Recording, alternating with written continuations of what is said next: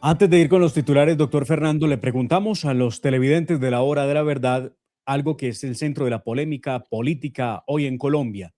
Tiene que ver con la gran consulta por Colombia que está haciendo o que lidera la centro derecha o el centro o el extremo centro de los políticos en Colombia que aspiran a la presidencia. Y la pregunta es, ¿usted votará la gran consulta por Colombia? La consulta de centro, este 8 de marzo, ¿sí o no? Sí, 39%, no, el 61%. Para hablar del tema, hoy estará con nosotros el director del partido Salvación Nacional, el jefe de debate del Tigre Abelardo de la Espriella, el doctor Enrique Gómez Martínez, que ha encendido la polémica a través de su invitación para que no voten la gran consulta por Colombia. Vamos a escuchar las razones que tiene y por qué dice o por qué hace esa invitación a no votar la gran consulta.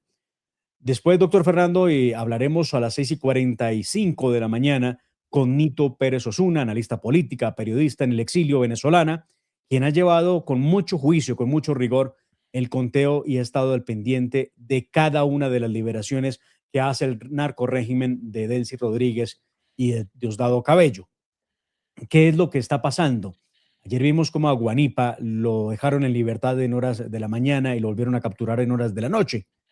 Los capturaron los del régimen nuevamente, porque no les gustó que Guanipa saliera en una caravana de vehículos celebrando su libertad y mucho menos les gustó que hubiera planeado una rueda de prensa el día de ayer a las 10 de la mañana, rueda de prensa que no fue posible porque lo capturaron el mismo día de su liberación. Ahora todos están esperando que se dé de manera efectiva la liberación de todos los presos políticos con ocasión de la ley de amnistía que está tramitando el régimen con el Congreso pues, de ese país. Ya les contaremos detalles con Nito Pérez. Vamos a las noticias. Aunque el IDEAM reportó que en las últimas horas hubo un 26% menos de precipitaciones en todo el país y se espera que las lluvias disminuyan paulatinamente con el paso de las horas, la crisis humanitaria que deja la ola invernal ha activado todas las alertas. Y es que esta es una crisis realmente sin precedentes, por lo menos para el departamento más afectado, que es el departamento de Córdoba. La Sala de Crisis Nacional de la Unidad de Gestión del Riesgo, como se le llama a esa institución, presentaba el último balance anoche, precisamente, doctor Fernando y televidentes, de lo que ha ocurrido por el paso de este segundo frente frío y una temporada de lluvias atípica que ha dejado a su rastro, a su paso, la destrucción en varios departamentos, 16 exactamente. Ha afectado a 104 municipios de la geografía nacional. Los más afectados por el paso del segundo frente frío son en menos de 8 días Córdoba, Santander, Chocó y el departamento de Antioquia. El balance consolidado por el Sistema Nacional de Gestión del Riesgo es de 22 personas fallecidas, 9 heridos y 3 personas más permanecen desaparecidas. La magnitud del desastre se refleja en las 69,000 familias damnificadas que hoy claman por asistencia del Estado tras la ocurrencia de los 131 eventos críticos en todo el país. El departamento de Córdoba se mantiene como la zona de mayor emergencia en el país. Las lluvias derivadas del Frente Frío ha golpeado con una firmeza sin precedentes esa región del Caribe, dejando un saldo de 5 fallecidos y 50,061 familias damnificadas. Y usted se lo preguntaba, doctor Fernando, ¿dónde está la voz de solidaridad? ¿Dónde está la acción inmediata del gobierno de Gustavo Petro? Por ninguna parte se ve.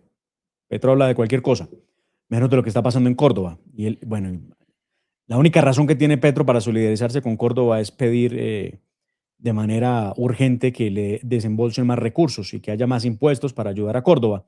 Y entonces los contratos que firmó, les digo, es billonaria la suma de contratos que entregó el gobierno Petro antes de la entrada de la ley, en la ley de garantías. Ya se van a dar cuenta ustedes al oído. La Junta Directiva de Ecopetrol aún no se ha pronunciado, y es que debería hacerlo cuanto antes, sobre el llamamiento a imputación de cargos contra Ricardo Roa, el cabeza o gerente general de Ecopetrol, que hizo eh, noticia el día de ayer, hace unas 24 horas, cuando la Fiscalía General de la Nación lo llamó a imputación. En las próximas horas se conocerán las fechas en las que Ricardo Roa, un hombre de 63 años, que fue gerente de la campaña de Gustavo Petro a la presidencia, será citado por violación de topes electorales, un delito que lo conduciría a la cárcel, de comprobarse, según lo que tiene el Consejo Nacional Electoral. Recuerdan ustedes, más de 5.200 millones de pesos habrían violado o volado los topes electorales. Y por tráfico de influencias en torno a la compra de su apartamento, el 901, del que ampliamente hemos hablado acá y que tiene que ver con una persona que tenía negocios con Ecopetrol. Así que ambos temas, la violación de topes electorales y el tráfico de influencias, se van a mover en los próximos días u horas y el apartamento de Ricardo Roa en el norte de Bogotá, que aparece como objetivo en ambos casos. Se conocerá. Pero, pero el gobierno no dice nada porque Roa fue el jefe de la campaña de Gustavo Petro. Entonces, todos en silencio, todos callados. Bien podría ser que Ricardo Roa renunciar a su cargo de gerente de Ecopetrol, porque, doctor Fernando, Ecopetrol es una empresa que cotiza en la bolsa de Nueva York, tiene Renunciar es morir respetabilidad un en el poco. mundo. Claro, Entonces, renunciar es morir un poco, no se le olvide. se los lleva de calle, ¿no? No le importa y va a terminar afectando la empresa más importante de los colombianos. La está afectando. Desde hace mucho tiempo que debe haber Bueno, renunciado. No lo hace. La Sala de Reconocimiento de Verdad de la Justicia Especial para la Paz volvió a señalar que durante el secuestro cometido por los terroristas de las FARC, en varios casos hubo esclavitud. Esa posición tras una nueva imputación de crímenes de guerra y lesa humanidad contra los 22 antiguos integrantes de las FARC-EP, 15 del bloque oriental y 7 del bloque sur de ese grupo criminal. De acuerdo con la jurisdicción, estas estructuras se implementaron por orden del entonces máximo comandante Rodrigo Londoño Timochenko, que goza de absoluta impunidad, y del antiguo secretariado, entre esos varios de los que están en el Congreso de la República, la política de secuestro que dejó más de 1.637 víctimas directas solo de esas dos estructuras que les acabo de mencionar, de un total de 4.329 víctimas acreditadas ante la Justicia Especial para la Paz. pero de mar, no se le olvide también las tentativas de homicidio y los homicidios.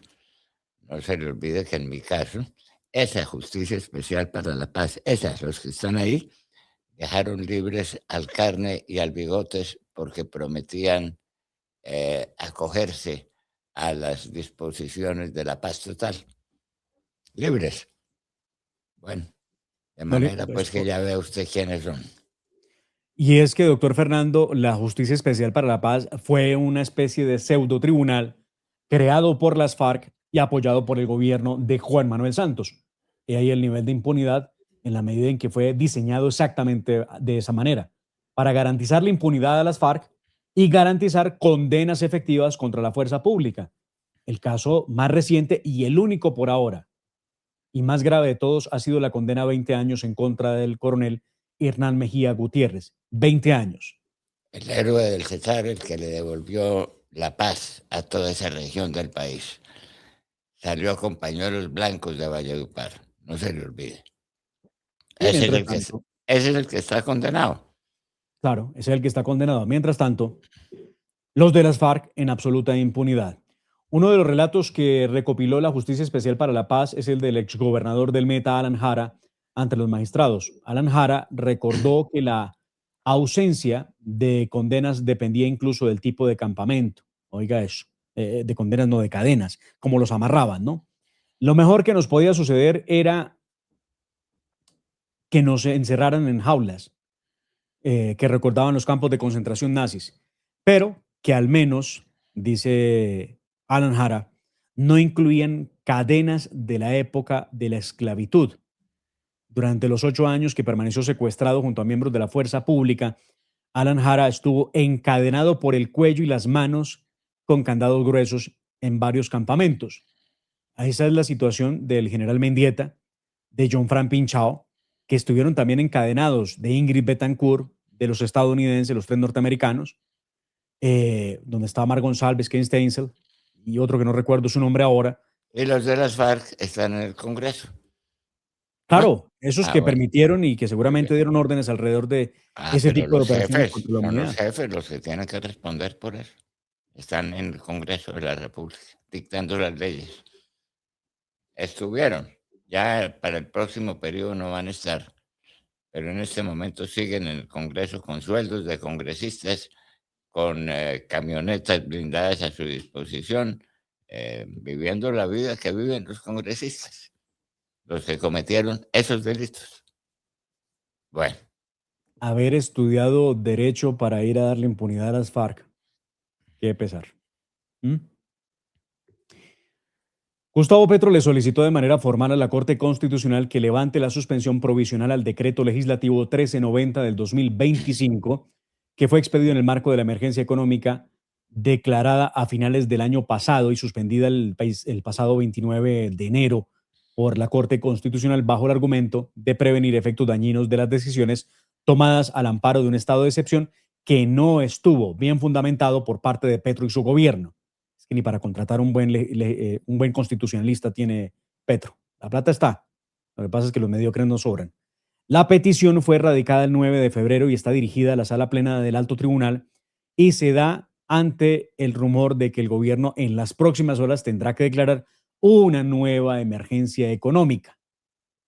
En la comunicación que ustedes ven en pantalla, Gustavo Petro planteó que la solicitud se haga con respeto profundo por la Corte Constitucional y por el papel esencial que cumple en la defensa de la Constitución y el Estado Social de Derecho, pero también desde la responsabilidad, dice la carta, que se concreta de gobernar en medio de una emergencia real, que hoy no admite dilaciones ni lecturas abstractas. Claro, esta sí es una emergencia real. La que se inventaron para el diciembre no existía. El documento reconoce que el decreto se encuentra suspendido por decisión de la Corte, medida que, según indica, el Gobierno Nacional ha acatado de manera estricta y sin reservas. No obstante, el presidente expuso que desde la adopción de esa suspensión se han presentado hechos nuevos y graves y sobrevinientes que hoy cambian de manera sustancial la realidad que vive el país. bueno, pero en medio de eso usted nos va a contar cómo es la cosa de las contrataciones, ¿no? Al oído le voy a Ah, contar muy para bien, que ustedes hagan cuenta muy bien. de cuánta plata, doctor Fernando. Es que no son un par de billones. Con eso le digo todo. No son un par de billones. Es más, le digo más. ¿Sabe? No es el hueco fiscal que tiene hoy Colombia, que es de 16 billones para poder cumplir con el presupuesto del año 2026. Ni siquiera es ese hueco fiscal. Es un poquito más que eso. Ya se los voy a contar al oído. Da vergüenza que esté pidiendo plata, sacándole más plata a los colombianos de los impuestos, mientras ellos gastan a manos llenas a punta de contratos. Pero bueno, ya se los voy a contar. Estados Unidos y Colombia realizaron una operación conjunta contra un submarino que transportaba cerca de 10 toneladas de cocaína. En la operación fueron detenidos 4 tripulantes de esa embarcación. De acuerdo con una información que entregó el Departamento de Estado, la operación se llevó a cabo con apoyo de las Fuerzas Armadas colombianas y permitió la destrucción de la droga incautada valorada en $441 millones, de acuerdo con lo que se publicó en las redes sociales. Las autoridades arrestaron a 4 presuntos narcotraficantes que operaban el submarino durante la operación realizada en aguas internacionales, dice el post que publicó el Departamento de Estado. ¿En dónde fue eso? No publican en el post, doctor Fernando, la ubicación exacta Bueno, de esa incautación. averigüe. Creo que fue muy lejos. Averiguaré, sí, señor. La Fiscalía General de la Nación le pidió a las autoridades del Reino Unido que le permitan analizar el celular que le fue incautado a la señora Zulma Guzmán Castro. Recuerden, ella es la que está involucrada en la muerte de 2 menores de edad por envenenamiento con talio, tras consumir unas frambuesas enviadas como un falso regalo al domicilio en abril del año pasado. Dolorosa noticia. La Fiscalía hizo la solicitud formal luego de un encuentro con las autoridades del Reino Unido. Según se conoció, es vital para la investigación en Colombia que los expertos del Cuerpo Técnico de Investigación tengan acceso al dispositivo celular que tenía en su poder Guzmán Castro cuando fue detenida el miércoles 17 de diciembre en el río Támesis de Londres. La Fiscalía General de la Nación radicó solicitud de imputación de cargos contra Juliana Guerrero. ¿Recuerdan ustedes quién es Juliana Guerrero, no? Recuérdeselo a nuestros oyentes de Mar. Juliana Guerrero es una jovencita que debe rondar los 23 años. Es la mujer más poderosa que tiene el establecimiento, quien se ganó el afecto de Gustavo Petro, que la ubicó para que siguiera los pasos de Armando Benedetti y terminó ella montando en helicóptero y avión de la policía exclusivamente para ella para hacer, dicen, unas diligencias de alto nivel que nunca estuvieron justificadas administrativamente, por lo cual se le investiga en la Procuraduría. Pero además, Juliana Guerrero, que es en algún término consentida por Gustavo Petro, que pretendió imponerla como viceministra del Ministerio de la Igualdad, habría falsificado sus títulos para poder optar por el cargo público. Resulta que se está investigando la Fundación San José y se está investigando a Juliana por haber falsificado precisamente esos títulos. Hay imputación de cargos en contra de Juliana Guerrero y del secretario general de la Fundación San José por corrupción en la expedición de los títulos falsos de la señorita. Recuerdan ustedes que este es uno de los casos más absurdos, ¿no? Juliana primero se graduó sin haber presentado las pruebas para poder optar por el grado, lo que no pasa porque uno es un requisito sin sin el cual no podría haberse graduado. Según anunció la delegada de Seguridad Territorial, Daisy Jaramillo, también se pidió en audiencia para que se dé la solicitud de medida de aseguramiento preventiva de la libertad con detención domiciliaria contra Juliana Guerrero, La amiguita de Gustavo Petro. la amiguita Para- de Gustavo Petro, sí Muy bien, señor. para decirlo pues con toda claridad. Y la gente entiende muy bien. Muy bien. En medio de las recientes inundaciones y afectaciones a las comunidades en el departamento de Córdoba, la Autoridad Nacional de Licencias Ambientales informó que inició un procedimiento sancionatorio ambiental contra la empresa Urra SASP, operadora de la hidroeléctrica Urra 1 por presuntos sobrepasos sistemáticos del volumen máximo del embalse.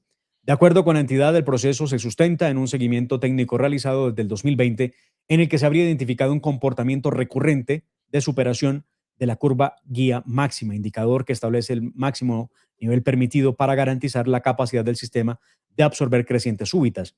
La ANLA explicó que como parte del monitoreo hidrológico e hidráulico del embalse se emitieron 6 conceptos técnicos dirigidos a la empresa operadora, en los que se advirtieron inconsistencias en la operación y riesgos asociados en mantener los niveles superiores recomendados. A propósito de eso, se ha venido conociendo en los medios de comunicación la carta de renuncia que radicó Juan Acevedo Rocha, quien estaba encargado de la presidencia de Hidroeléctrica Urra S.A., compañía a la que estuvo vinculado por más de 33 años. Su dimisión se produce 24 horas después de que el presidente Petro le pidió una investigación a las autoridades en materia penal por la responsabilidad que tendría la compañía en todo este desastre. Petro ha decidido buscar culpables y los encontró y de hecho pide que le imputen cargos entonces a los responsables. Y esto pues se da porque lo pidió, esa renuncia la pidió directamente Edwin Palma, el ministro de Gustavo Petro.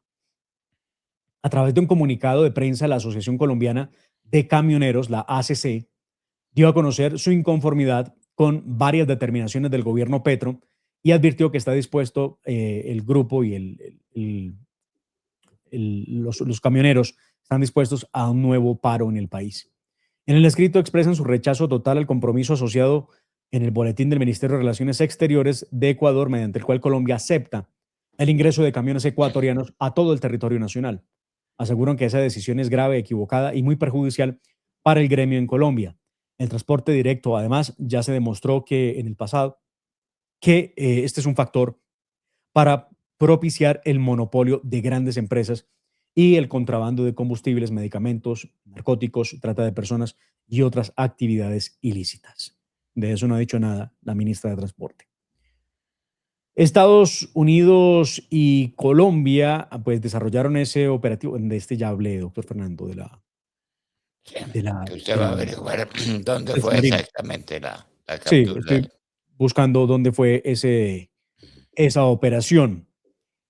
Y bueno, no, el tema de ley de garantías que se los contaré al oído. Por ahora en noticias internacionales, el Comando Sur de los Estados Unidos atacó una lancha vinculada a narcotráfico en aguas internacionales del Pacífico y durante el ataque 2 tripulantes fueron dados de baja y otro más sobrevivió. Están las imágenes de este nuevo ataque de las Fuerzas Armadas estadounidenses que entregaron detalles luego de que la Guardia Costera activara el sistema de búsqueda y rescate para socorrer al tripulante de la lancha que sobrevivió a esta operación. En su cuenta de X, el Comando Sur detalló que la operación fue ordenado por el general Francis Le Donovan, quien está a cargo de esta división militar desde el pasado 5 de febrero. El presidente de la Asamblea Nacional de Venezuela, hermano de Delcy Rodríguez, don Jorge Rodríguez, declaró que no hay elecciones presidenciales previstas en un futuro cercano en el país al priorizar la estabilidad en estos momentos de cambio desencadenados tras la extracción de Nicolás Maduro por parte de Estados Unidos. Ha dicho este sujeto Rodríguez: lo único que puedo decir es que no habrá elecciones en este periodo inmediato. Es la primera entrevista que da este sujeto a un medio internacional para poder referirse a lo que ha sido la extracción de Nicolás Maduro en Newsmax, es a quien dio la entrevista. El presidente de la Asamblea es hermano de Delcy Rodríguez, aseguró que primero buscarán asegurar la estabilidad de Venezuela y la reconciliación. Oiga, pues, la reconciliación, así como en Colombia, la reconciliación. Con una presentación histórica, Bad Bunny, el cantante de reggaetón o música urbana, cantante, sigue siendo noticia en el mundo después de su presentación en la edición 60 del Super Bowl y se convirtió en el primer artista en hacer una presentación completa en español en el mayor escenario global. El puertorriqueño cumplió por lo alto su promesa de poner a bailar a 75,000 espectadores que pagaron miles de dólares por un lugar en el estadio en Santa Clara, en California. Lejos de allí, en el medio estadounidense NBC News informó que más de 135,4 millones de personas siguieron por televisión el espectáculo del medio tiempo de la final de la Liga Nacional del Fútbol Americano, momento en el que se presentó Bad Bunny junto con otras estrellas mundiales. Entre otras, allí estaba como una especie de doble ¿cómo se llama? No, de extra en el reparto de la película que armó Bad Bunny en el entretiempo. Estaba la colombiana Karol G. También vimos a J Balvin, que no participó del espectáculo, pero que tuvo su propio show en medio del camerino. Y también vimos la participación de González, un muchacho de origen de padres caleños, doctor Fernando, que participó en el juego. No le fue bien, pero tuvo dos importantes actuaciones en medio de este partido. El gobierno cubano o la dictadura cubana notificó a las aerolíneas internacionales, doctor Fernando, porque se quedaron sin combustible para aviación. Indicaron que es una situación que afecta a todos los aeropuertos internacionales y que se atribuye al que ellos llaman asedio petrolero de los Estados Unidos. De esa forma, se queda entonces la isla sin disponibilidad de combustible Jet A1 para aeronaves. Se dice que Rusia estaría buscando la forma de hacerle llegar combustible a la isla de Cuba, pero no se confirma ni cómo ni cuándo. ¿Listo, doctor Fernando? Ah, bueno, hay una más, hay una más, hay una más. La coalición gobernante en Japón, liderada por la primera ministra Sanae Takaichi, se ha asegurado 2/3 de la Cámara Baja del Parlamento en las elecciones anticipadas del domingo, según las proyecciones que se hacen en ese país. Ella es conocida, doctor Fernando, como la Dama de Hierro nipona. Le gusta que le digan así. Ella se representa y ha dicho que le gusta que le llamen Dama de Hierro porque tiene una profunda admiración por Margaret Thatcher y se ha presentado en los comicios a lomos de una elevada popularidad en torno al 60%, sin sufrir a un desgaste de su cargo al que accedió el pasado 21 de octubre en ese país. Aquí en Colombia también pudimos tener la dama de hierro, pero estábamos muy preocupados con el papá de nuestro candidato asesinado, ¿no? Con Miguel Uribe, Entonces, sí, señor. con Miguel Uribe. Entonces, por eso no tenemos dama de hierro. De mar, hay una noticia en la que hay que profundizar. Científicamente están sosteniendo que un par de tazas de café por día previene contra las enfermedades mentales. Esa es una gran noticia, doctor Fernando, para el Bueno, café colombiano bueno, y para a los o- que nos gusta el buen café, pues tremenda noticia. De 2 a 3 tazas de café al día pueden reducir el riesgo de demencia. Pero ojo con la noticia, el café tiene que ser no descafeinado, ¿no? no, café es cafeinado, es café, no café, Es no café, es no café. es no Muy café. bien, Sí, señor. Muy muy bien. bien. Hacen la voz, No, estamos al no, aire, esta es la no, hora de la no, no, verdad. no, no, no, no, no, no, no, no, no, no, no. El caso de Guanipa en Venezuela tiene que ser un caso de importancia mundial. Aquí lo discutiremos con nuestra invitada del día, pero eso es un caso de repercusión mundial. Eh, también el secuestro de la señora Guthrie en los Estados Unidos. Es la primera vez que una cosa de estas ocurre. Piden $6 millones por su liberación. La familia está enloquecida, dispuesta a pagar. Es el primer secuestro extorsivo que se produce en los Estados Unidos. Cuidado, pues, con que se monte el negocio en el mundo entero. En Colombia lo hemos tenido cuántas veces, ¿no? Sí. Se lo digo con conocimiento de causa porque mi padre fue víctima de un secuestro extorsivo. Y el señor Eder en Cali y cuánta gente sufrió y sigue sufriendo secuestros extorsivos en Colombia. El caso de Epstein, de Mar. La señora Maxwell, la amiguita de Epstein, dice que si le dan clemencia, ella cuenta. Y entonces, ¿le darán o no le darán la clemencia? ¿Qué tal? Es Bueno, que tiene mucho para contar. no, pues ¿Mm? tanto que pondría a temblar los gobiernos de varios países. Ya hay problemas con Noruega, ya hay problemas en el Reino Unido. Sí.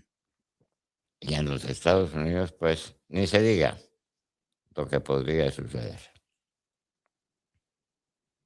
Bueno, ¿algo más? No, señor. Ahora necesito un abogado de oficio que me salve del ataque de mis queridos televidentes de la hora de la verdad. Me dicen que a mí me gusta Bad Bunny, que por eso hay las noticias de Bad Bunny. Hombre, están equivocados. No me gusta Bad Bunny. ¿Ah? Es noticia por el nivel de espectadores, por el auge político que causó, ¿no? La movida política, porque al presidente de Estados Unidos no le gustó el entretiempo. Es escandaloso, es vergonzosa su noticia. Yo Su estoy de noticia no fue acuerdo, música, totalmente de acuerdo con el presidente Trump pero total. en esa Además es un materia. espectáculo que Si lo es- ven niños también. si eso es arte, entonces, ¿en dónde estamos? Entonces, por favor, dar una noticia no significa que a uno le guste algo, por favor. Señores, vamos a la nota editorial del doctor Fernando Londoño Hoyos y después regresaremos con el doctor Enrique Gómez Martínez. ¿Votar sí o no la consulta de la centroderecha del 8 de marzo? Se los hemos preguntado a ustedes en nuestras redes sociales y les doy datos parciales. Han dicho sí 33%, no 67%. Un sondeo que lanzamos hace 33 minutos. Ya regresamos. Esta es la hora de la verdad.